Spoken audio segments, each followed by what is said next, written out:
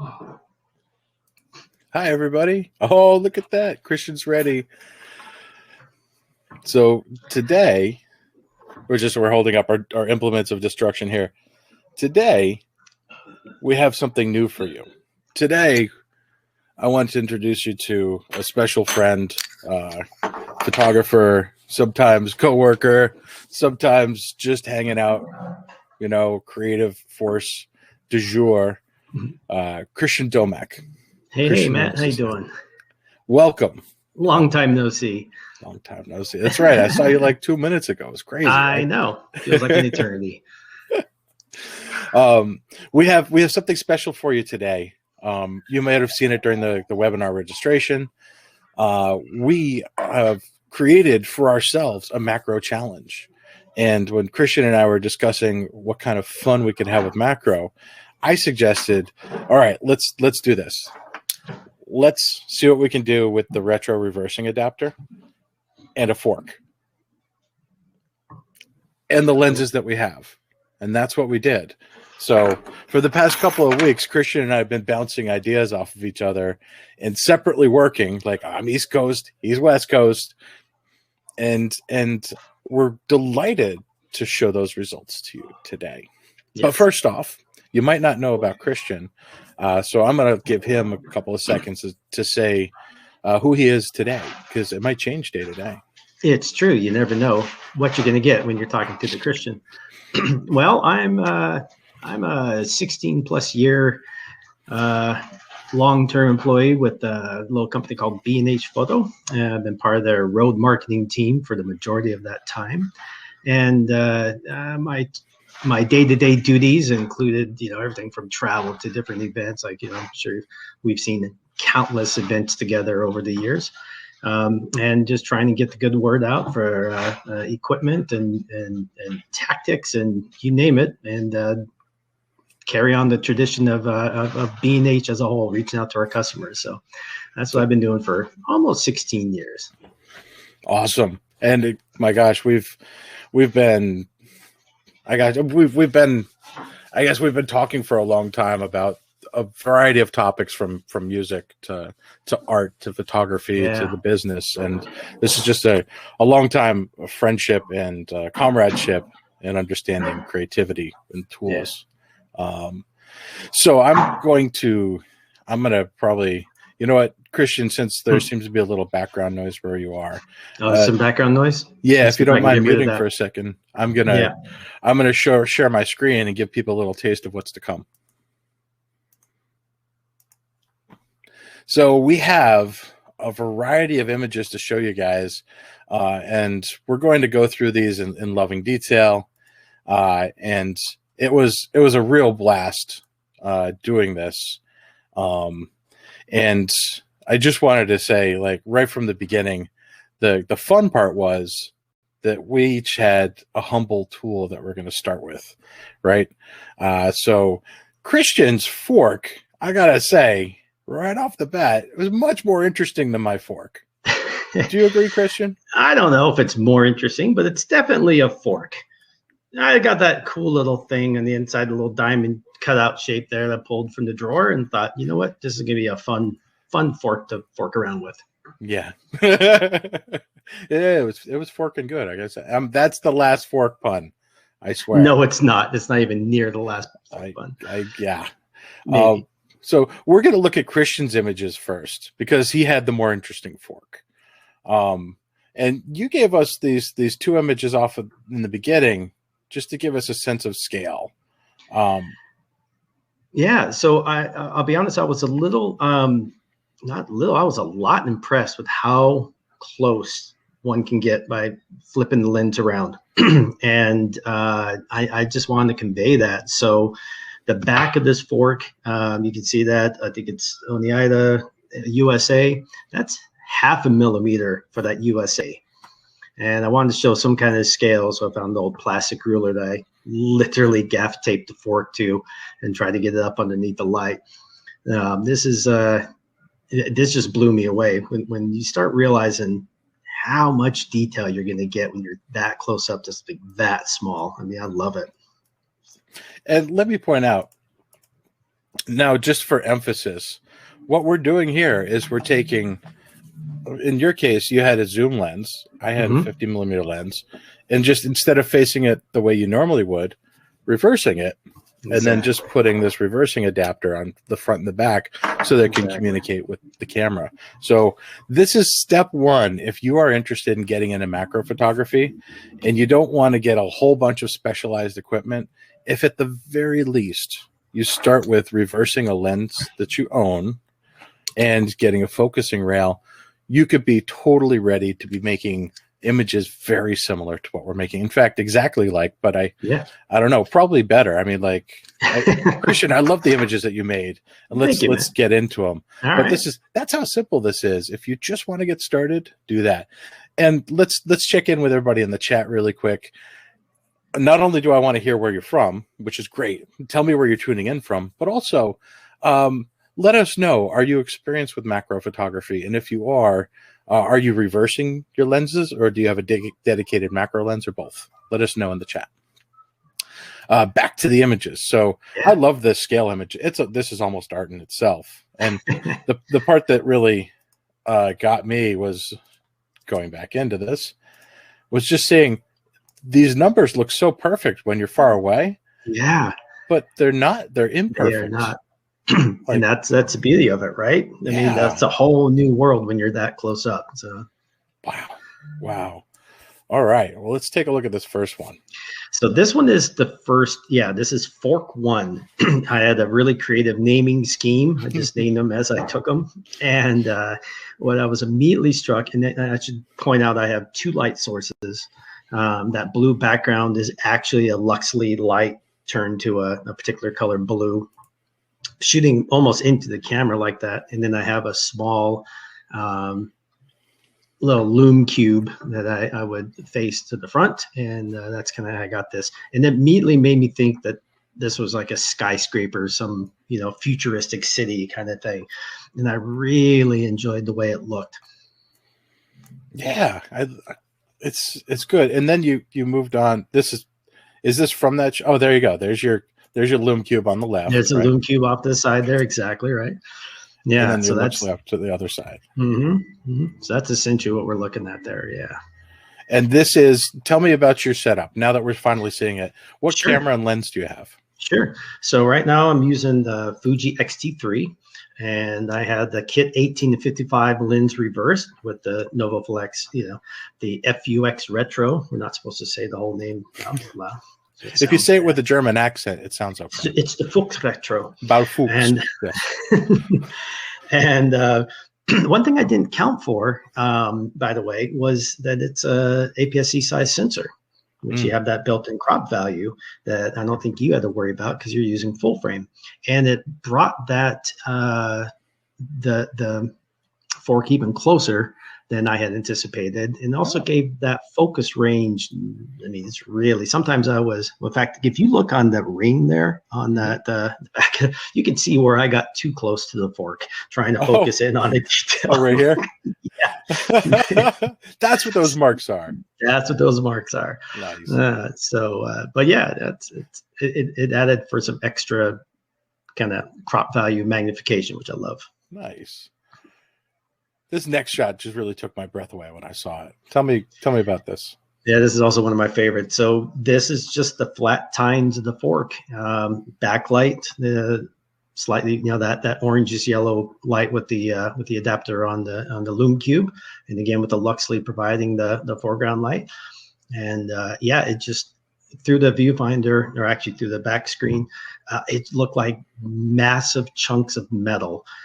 Which I guess it is at this magnification, but it really had that presence. It's like, that is a serious ton of steel. And it's just so funny we put that in our mouth, it's like, whoa. Right? It looks smooth, but when you get up close, it's not that smooth.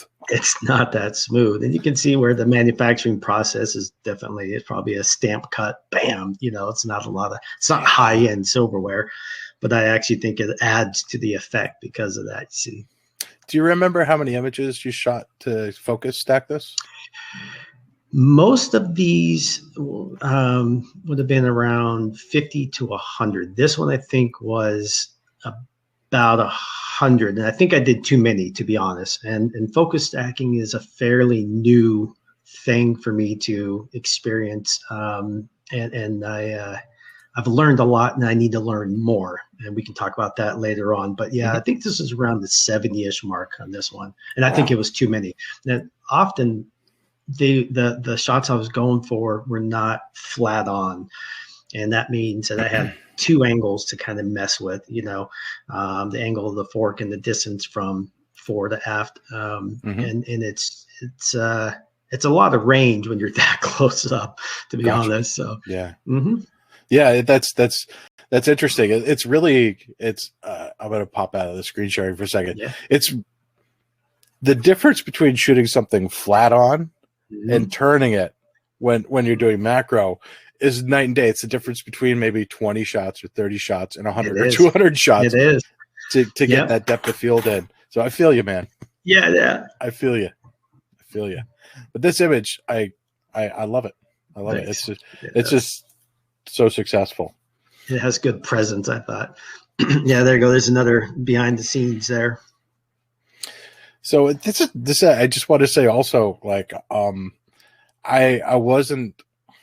don't know if I had expectations about the capability of APS-C and macro, but the quality that you got out of this was astonishing. Yeah, it's really it's really worked out well. Again, I think some of the I don't want to say limitations, but where I thought maybe it could have been a little bit sharper here and there, I think that's more limitations of me not knowing the software for stacking as well, and making a few probably not optimal choices in the settings. But when it was on, and it's just, wow, it's a whole new world. So yeah, I'm very happy with it. Beautiful. Fork sunrise. This is, wow. I wonder how many of these were your tooth marks. Oh, I know, right? No wonder why I have bad teeth. Yeah, all the scars for every time it's been thrown into the silverware drawer. It's laid upon these poor tines. But now we get into the part of macro that's so fascinating, which is things become abstract as you magnify them more. And I think that you achieve that in different ways as we go through. But this is the first time when I didn't immediately know it was a fork. Oh, yeah. Now, what did you think was successful about this? And did anything about this did you want to do differently? Yes. Well, one thing, everyone probably familiar with lighting in some form or the other. This, by the way, is not that's not a gradiated background. That is the same Luxli light tilted, and because the inverse square rule also applies when you're doing macro. So what you're looking at there is just the light being further away from the subject at one end to the other. Oh, that's cool. And I would have preferred to have more light on the subject on the side there to kind of pop out, make it a little more 3D. I think it's a little flat. So this is not my favorite, but I liked where it was going as far as the presence of the tines. No, that's really cool. I have put diffused light sources behind the objects, but I haven't tried angling them away. That's what that is. The things you learn. The things you learn. That's cool, man. Even more abstract. Yeah, nice clean edges. Yeah, that one came out well. Again, Luxli in the background, the Lume Cube without the little warming gel on the front. And by the way, blue for me really lent itself as a color for metal. Of course, it's cold to begin with, right? Yeah. And the fork really loved it. So I love it when it pops into the shadow areas. I love it when the highlights are white and the shadows go blue. Yeah. And that looks amazing. Oh. Here's one similar to the fork sunrise, but trying to isolate fewer of the tines. Strong blue light on the side. Oh, this is one of my favorite ones, and I would like to explore this a little more because I think it lost a little bit down there in the middle, but not much. The this looks like a giant plate steel, like we used to walk over in New York City when they put it over the manhole covers when they're doing repairs, you know, this massive chunk of metal. Wow. Right. Yeah, it does. And this one completely fooled me when I first saw it. Did do the reversal on you? I thought, I don't know, I thought you found some cool background, and this was the end of the fork. And you're trying to throw me for a loop. Yeah.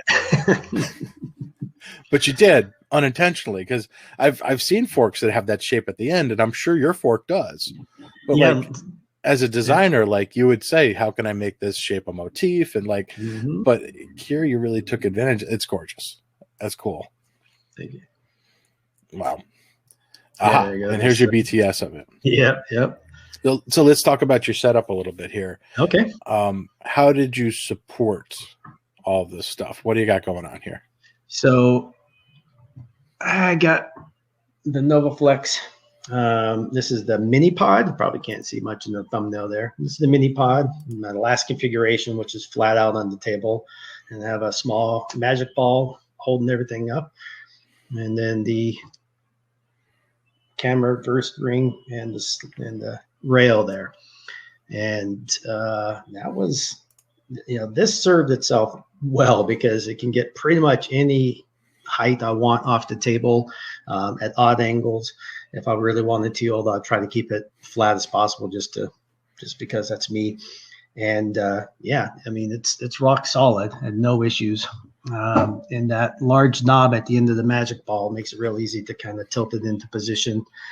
And you see the Luxli on the side there with the small open tripod, and yeah, and that clamp, that little nog arm there, right? An old Icon clamp it was designed for lighting, I guess, but whatever, it works perfect for getting that. Right. You need about 4 more of those. And your focusing rail is the Castell Mini too. That is correct. Yep, that's exactly right. Now, if anybody else sees the other Easter egg in here, that's part of the support mechanism, let us know in the chat. We'll leave it up there for a couple seconds. You're right. It's not being disrespectful to them. might be even easier. No, it's funny. I was chatting with Martin about this, and Martin's response was, "They're tools. They're tools. Yeah. They're tools. Use them." So let's see if anybody catches it. So yeah, this is great. This is typical in macro. Everything's got to lock down. Yes. I mean, that's one thing that I discovered is that, yeah, your every motion is amplified and magnified so much. You got to get as stable as possible. So you could take a heavy ball head and set it on your table.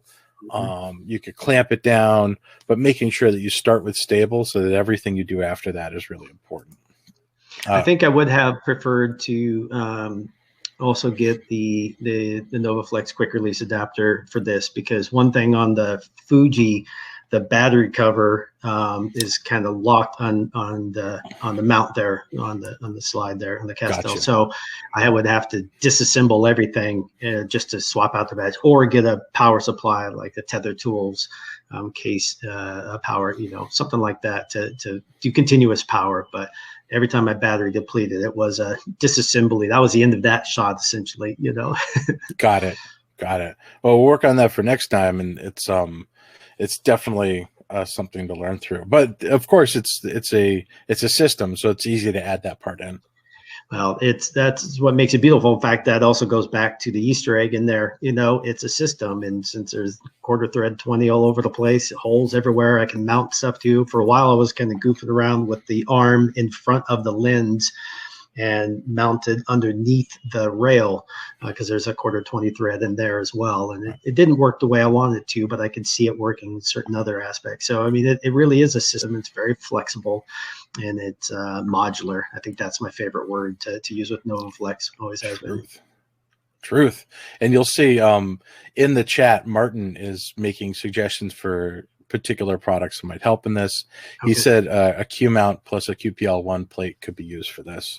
Yeah. So there's lots of options, but coming straight from the man himself, Martin, that's probably the first best option. So I'm going to take his advice. I don't know. He may know what he's talking about. I could be wrong, but I think he does.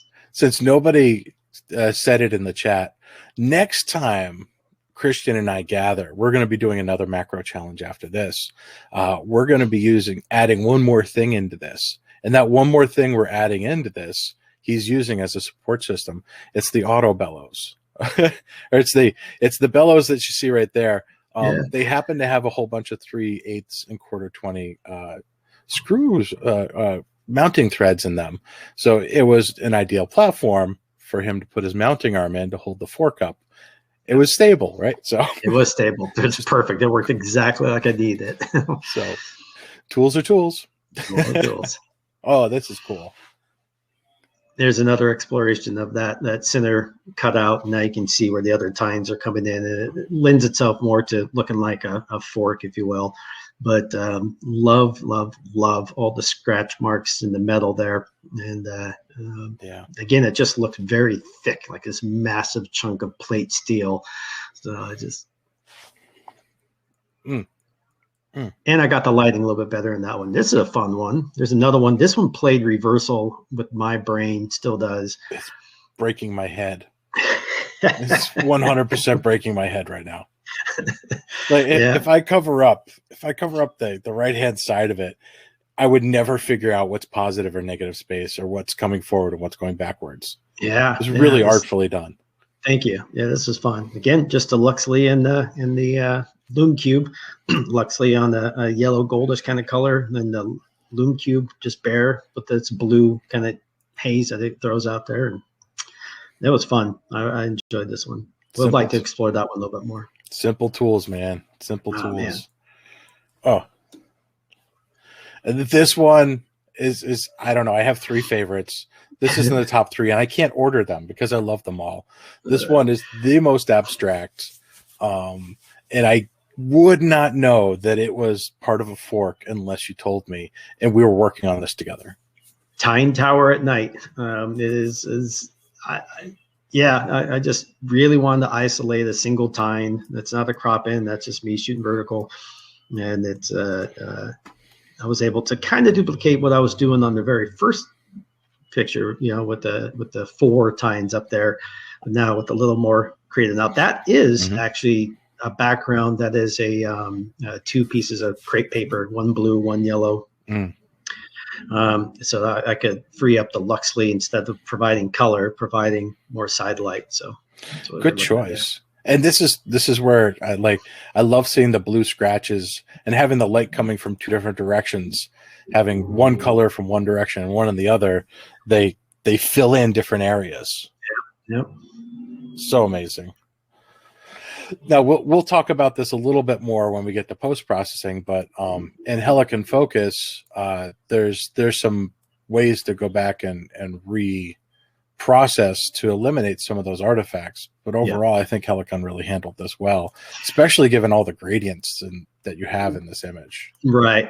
Yeah, it looks like online here you don't see it quite as smooth as you would. But you're right, and I'm kind of blown away with how the software can figure out what it's looking at. I get the math sort of behind it, but there's a lot of texture in that, and it did a pretty good job rendering it well. Yeah.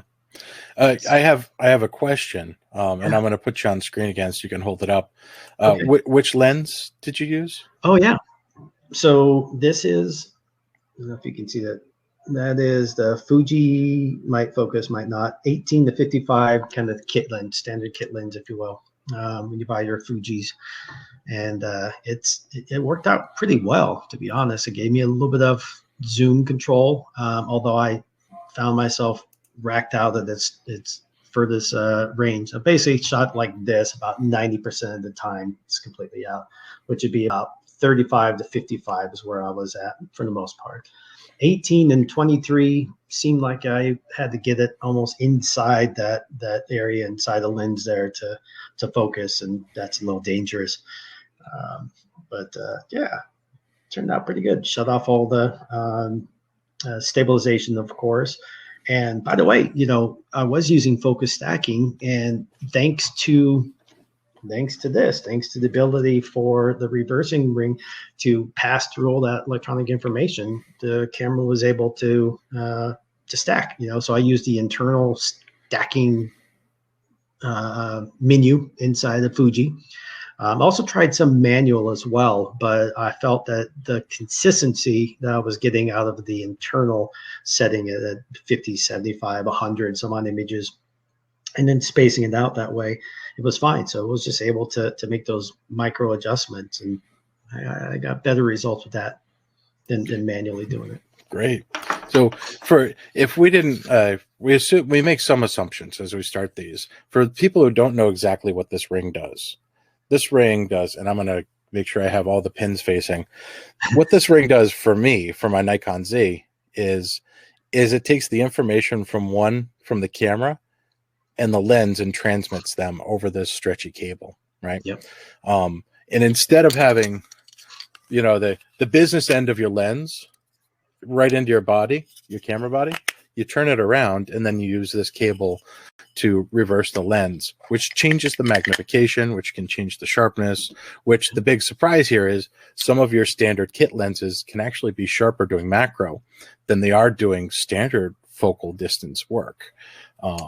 And you're like some of your kit lenses that just come with your camera, those wide zooms or those regular zooms, they turn out to be spectacular at macro work. And, it might be the thing that gets you from, I wish I was doing macro to I'm doing macro now. Yeah. And that's the really fun part that this one simple accessory can unlock. Having a retro reversing ring can get you into macro in a really fun way.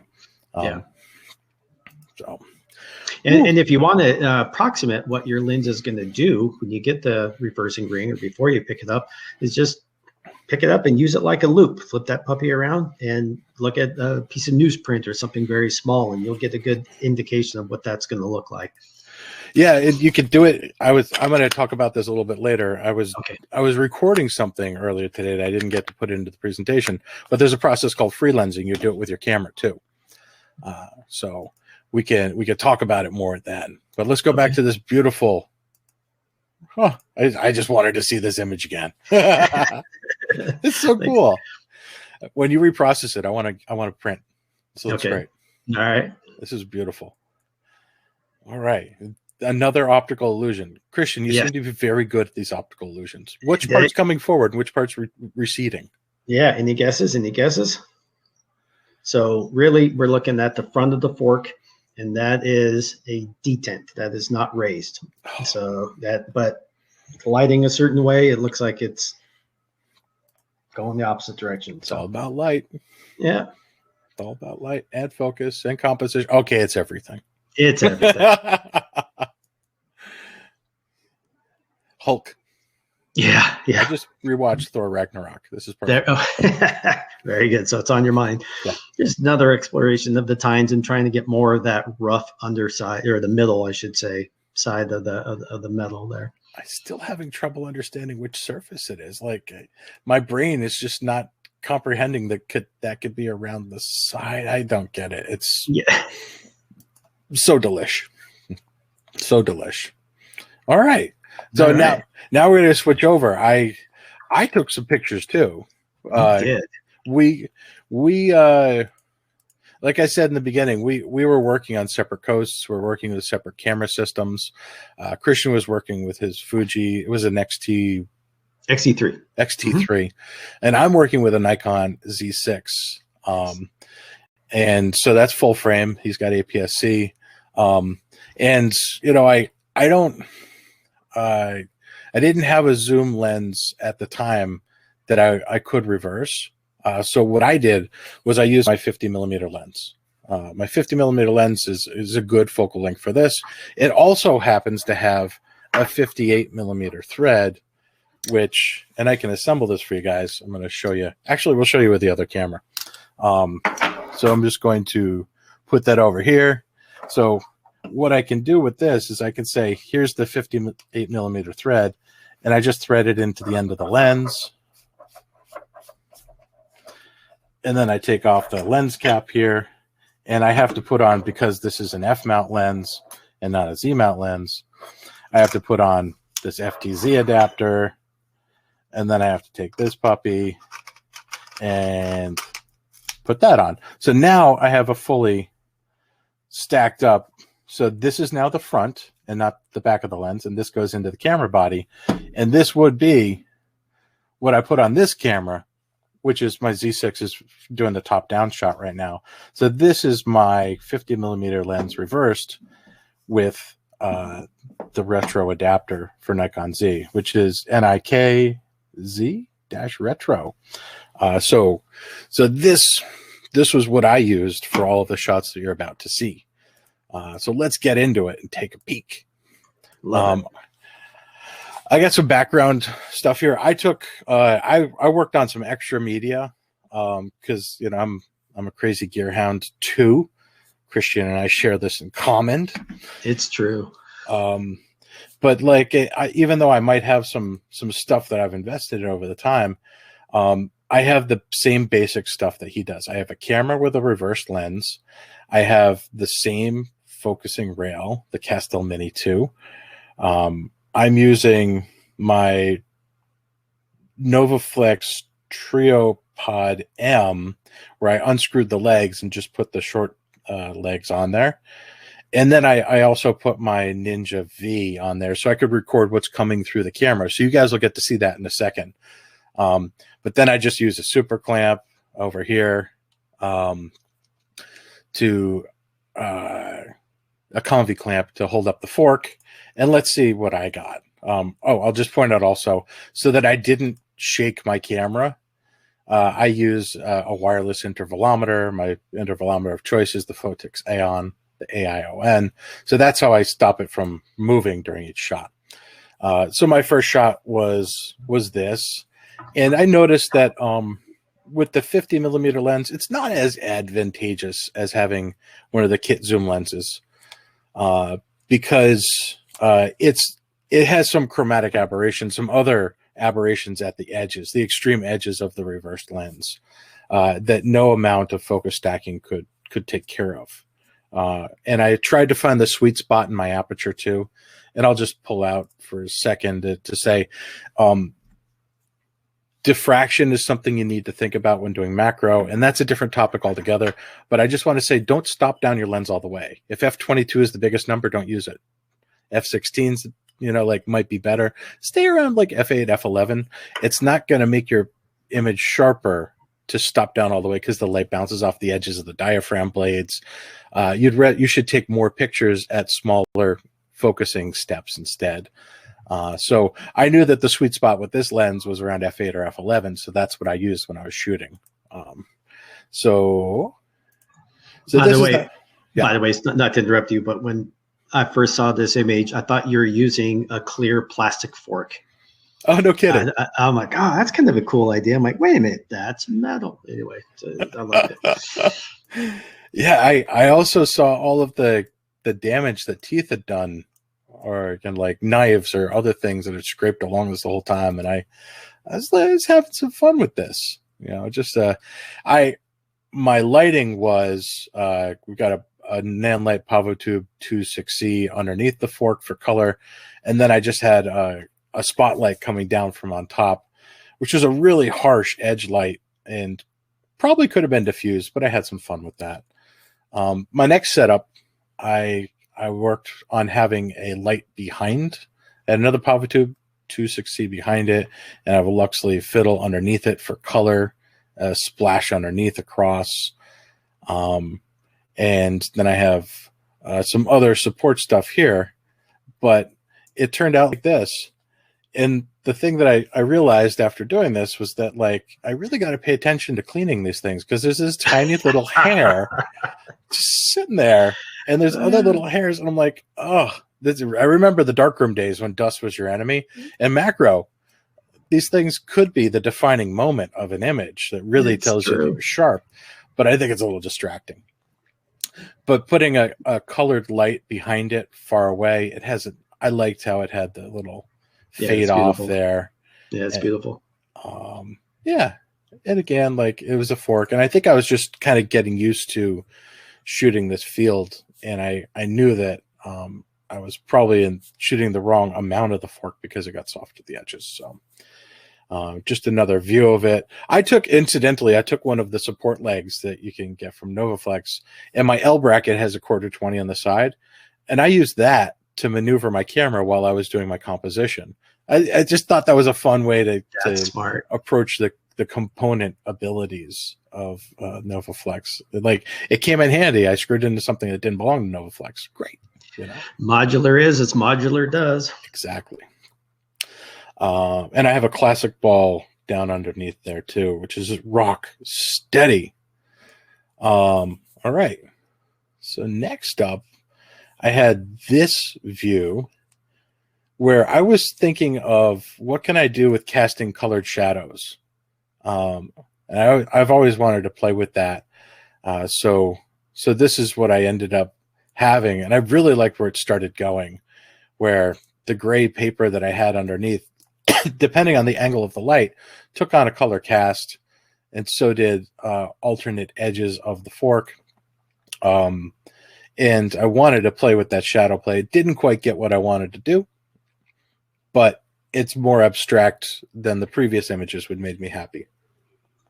Yeah, I like where you're going with this.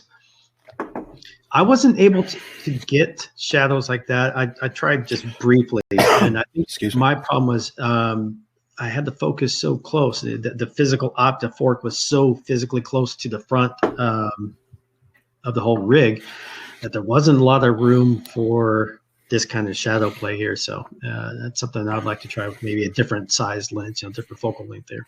Gotcha. Yeah, and I think I backed off about 5 feet with that point light source to cast those crispy shadows. So to have something strong enough to cast a black shadow and then to come on an alternate angle with a color to fill in where the shadows are black was really my goal there. I'm definitely going to play with this more.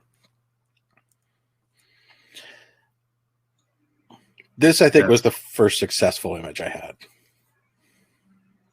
Now you're messing with my head here. This is because at first I thought you had blacked out those tines, and then it just, but wait a minute, it's beautiful. I love this. It's I wouldn't know it's a fork except for when you get to this part.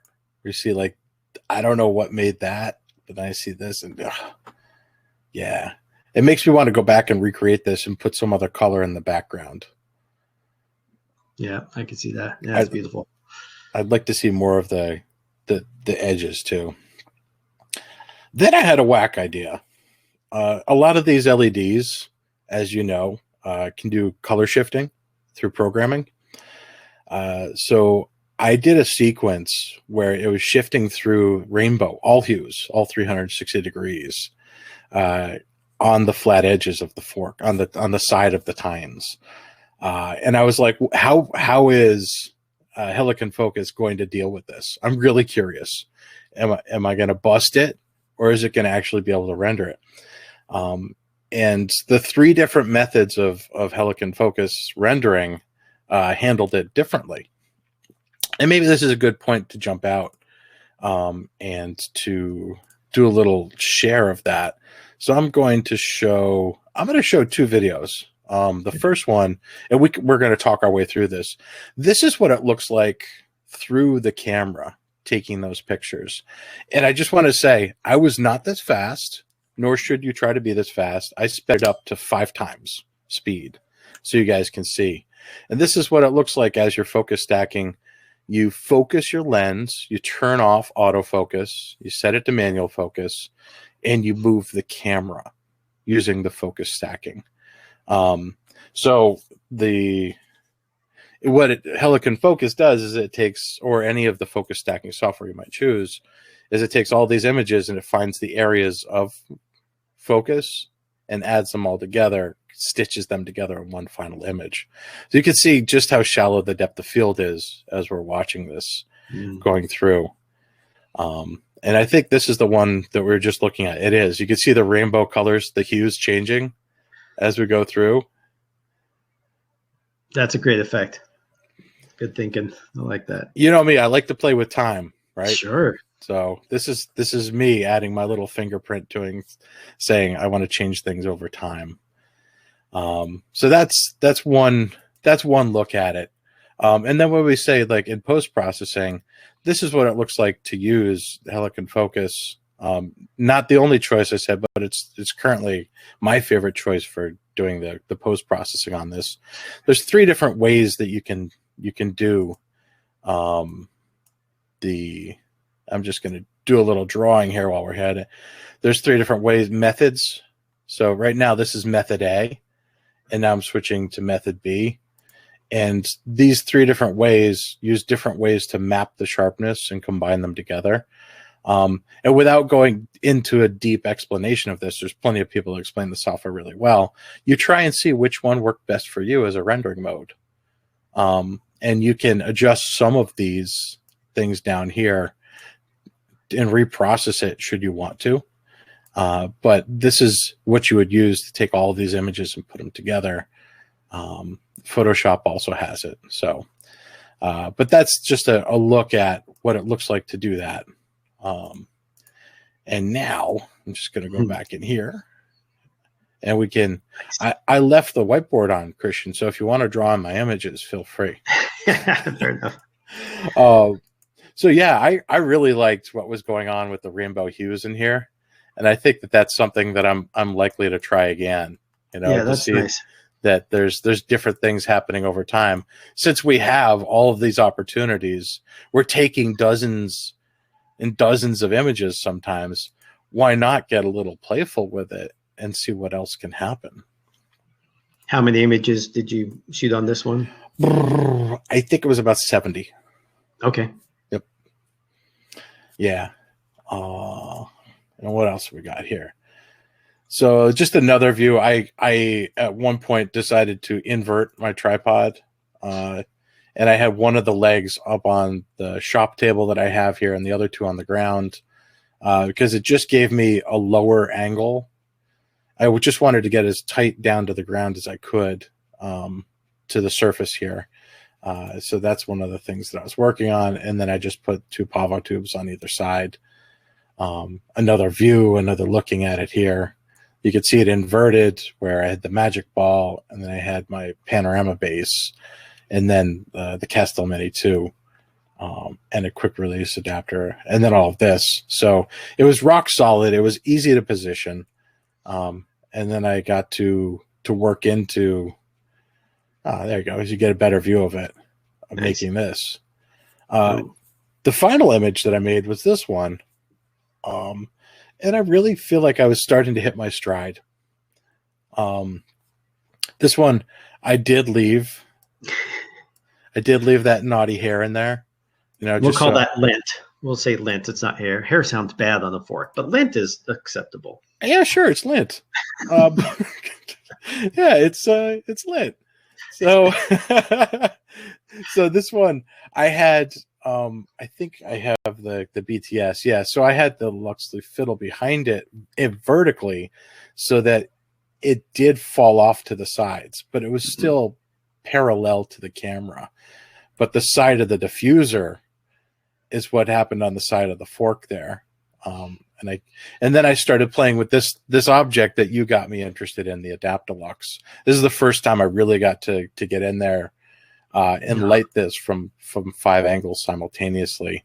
So that's how I could really start picking up all of this different detail from different angles. And boy, I'm really stoked about where this is going, and I can't wait to our next challenge. I'll probably be working on stuff in between. But I had a lot of fun with this one. And Me too. And yeah, so that's just a pretty simple setup there. Just flat on the table. Everything's all there. I say simple, you know, like I think we both kind of like complicated, don't we? Yeah, sure. It's a challenge. I love it. I also like the DIY nature of at least for me. I'm in the setting where I do not have all of my gear. I'm out in California, taking care of some family stuff, and so I brought a few things with me, and some things you guys helped me get, and pretty much stuff around the house. Like, oh, I need to get another reflector. What can I do? Let me grab a piece of paper and some gaff tape and make a snoot. So I have a snoot. Love that. Right? I mean, this is DIY at its best. That lovely light, so soft. And that's just on the Loom Cube, right? Yeah. So don't be afraid to DIY things. Maybe if I had a proper snoot, I could do a little bit more. But it needed it in the moment, and it worked out. So I like overcomplicating my setup too. What was the hardest thing about this whole process? What was the biggest challenge that you had? Well, I was actually very excited for the limitations that we set out by having the household object and the lens that we currently own. So I can order up a lens from B&H or something. Mm-hmm. And then probably after about 3 or so different iterations of the fork, I don't want to say I got disillusioned, but I was like, have I done everything I can already? And I think it was getting over that initial hump, mental hump. The physical side of it, everything seemed to work exactly like it, as advertised. But it was getting my mindset back into, how do I approach this in a more creative way than this is a fork? Right. And then once I got through that barrier, then it became a lot more fun than work. And then I think the second more difficult thing for me was a software learning curve, because Helicon is deceptively simple. It's pretty easy to operate, but there's a lot to it. Like you mentioned before, I didn't clean up some of those images like I could by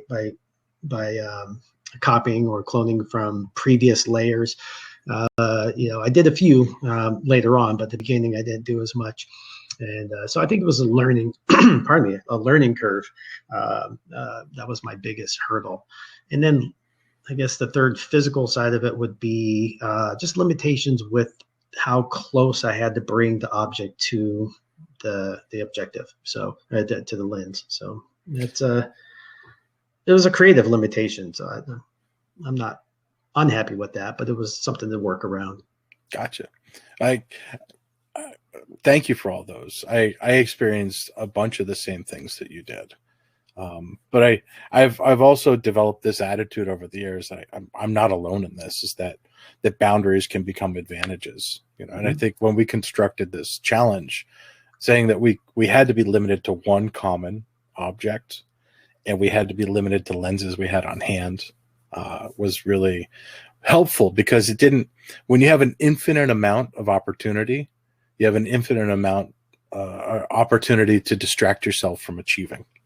So those boundaries helped us focus. Agreed. Pun fully intended.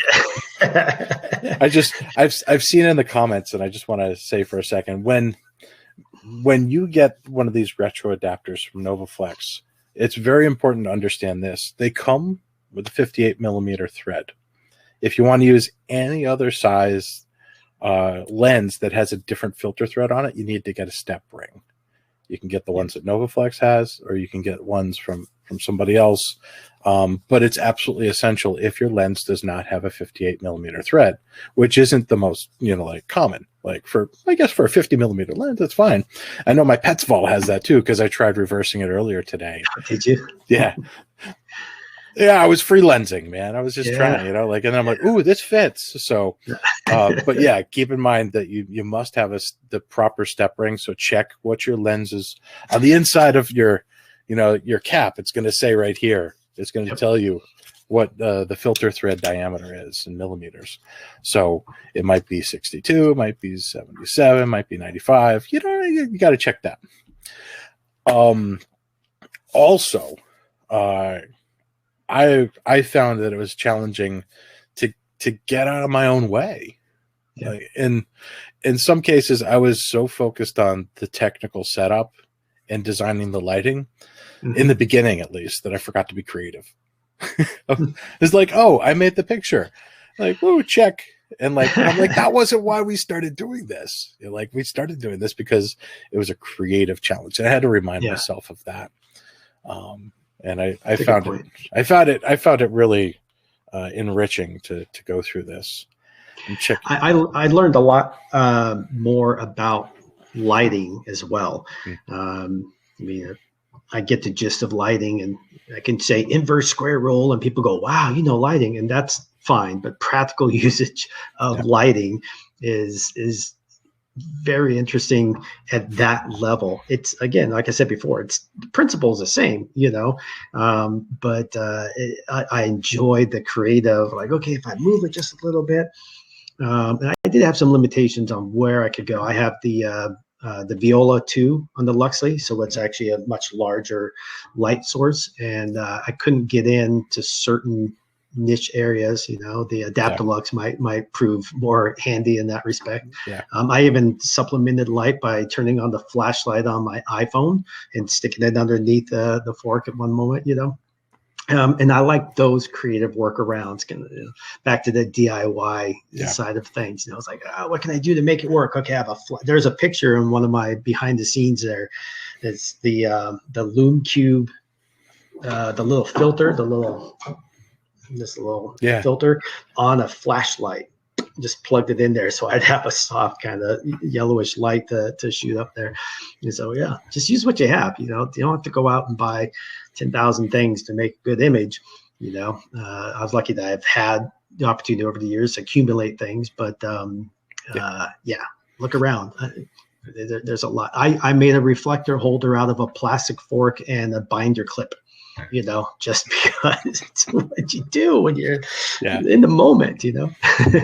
It's funny. One of my favorite macro photographers in the world, Don Kamarachka, I see his setups and I'm like, he has the same clamps that we have and an arm and a flashlight. Like you'll understand like direct, diffused, or reflected light. You know which one might work for the surface that you're trying to do, but in the end, it doesn't need to be absolutely fancy. It just needs to be the light that you can work with at the time, right? So, and then when you have specific needs, you know, like I have a friend who's asked me if I would help photograph her jewelry. Like, I think that, you know, a really fancy setup would help with that because you need to diffuse some things. You need to shadow block in other areas. That's a different story, you know. Like, in this case, we're just trying to be arty, right? So, go out and be creative. Don't just creatively accumulate new gear. Yeah. I planned on talking about free lensing. I think I'm going to save that for next time. Okay. For those like Christian mentioned, if you wanted to, I'm just going to give a real brief talk about it. If you have a lens that you'd want to know whether it works for macro, all you need to do is take the lens off your camera, put it in live view, and then instead of it facing the way it should, just turn it around and hold it about the width of this adapter.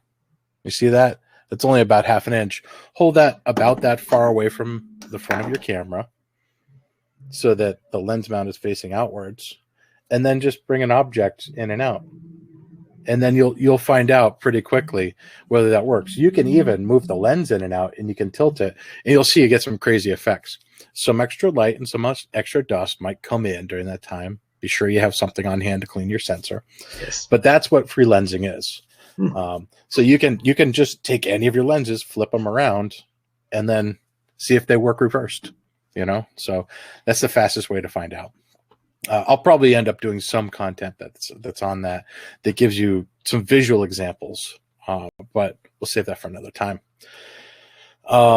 For those of you who are curious and want to see what we are looking at, we're going to do something we haven't done before. I'm going to paste this in the chat. So I just pasted a link to the Adobe Lightroom. What is it? That Christian and I were using together.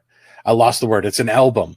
So for those of you who want to go take a look, you can go take a closer look at these images, not at streaming quality, a little bit more. And feel free to flip through those and take a look. You can even, I think you can even leave comments if you have an Adobe account. That would be cool to hear what you guys think. So next up, Christian and I are going to have another challenge where we add one thing, which is the bellows. Bellows. So we're going to get even closer. So I'm going to ask you guys in the live chat now and in the comments on the replay, please tell us. We're gonna consider all of your suggestions. Give us an object to photograph with the bellows.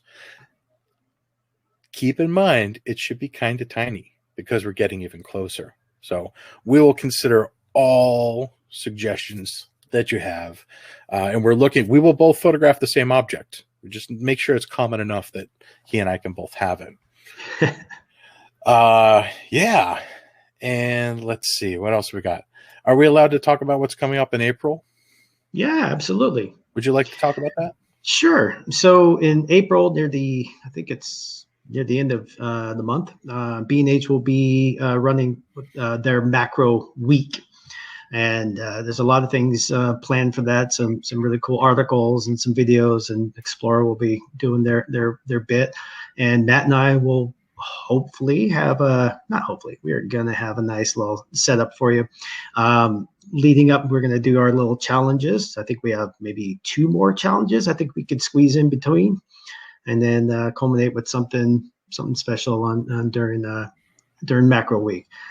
Details to be announced. We're looking at some external speakers who really know their craft, and that I can learn from, I hope, because I want to learn more about this. And anyway, so yeah, stay tuned. We'll keep you guys abreast of the information as we get it. Awesome.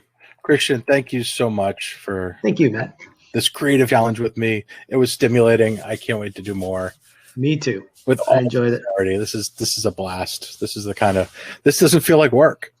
No, I get paid for this. I'm excited. I can totally live with like that. Don't tell anybody but me too. That's awesome. Oh, cool. Yeah, looking forward to our next one. So get those suggestions in so we can start plotting. Awesome. So as some wrap-up stuff, some people asked, will they be able to watch the replay? If you're watching the replay, this doesn't matter to you. Yes, this was recorded. Yes, there will be a replay. And yes, you'll get a link to it in your email. Please feel free to leave questions in the chat there. We'll make sure that the email address you can reach us at is also there if you have questions or suggestions. Christian, any closing words? Nope, can't wait for the next challenge. I had a lot of fun with this. Thanks to Novaflex for making amazing gear. That made my side of the challenge a lot easier. And yeah, I can't wait to be creative again with you, brother. Likewise. Hugs. Have fun out on the West Coast. Thank you. And thank you to everybody who attended. We'll see you next time. We're doing these basically once a month now. So we'll see you on the next one. Have a great day. Thank you. See ya. Bye.